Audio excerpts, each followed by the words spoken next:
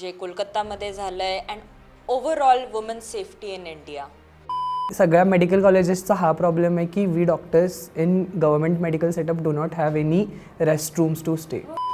ना एवढं काम करून पण जर वर्कस्पेस मध्ये हे Safe होणार नाहीये. असेल, आय थिंक 1-2 दिवस ती केस तिच्याबद्दल होती. But even that comes to a taboo you know. स्कूलमध्ये सिटिंग अरेंजमेंट इथून प्रॉब्लेम आहे आपला. आपण टॅबूवर परत येऊ. बट जे बोललं जातं नॉट ऑल मेन, हे खूप कॉन्ट्रोवर्शियल आहे की शेवटी rape is all about power दाखवणं. It was hard.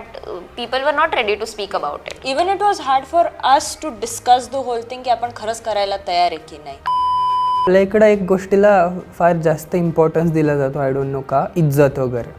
Is all together different thing. घरांमध्ये गुड टच बॅड टच बोलायला पण सुरुवात इतकी डिफिकल्ट होते. जाऊन कट्ट्यावर बसून जे काही मिळतं ते त्यांचं नॉलेज असतं. तेव्हा असं होतं, ओ नाही मे बी त्याचं तसं इंटेन्शन नसेल, मीच चुकीचं काहीतरी विचार केला असेल. मुद्दा टाइमचा प्लेसचा नाही आहे, मुद्दा आहे की कसं अपब्रिंगिंग झालंय. Can we land up to upbringing की ही या केस बद्दल जे झालं ना, तिचा फोटो सगळीकडे व्हायरल झालाय, तिचं नाव रिव्हील झालंय.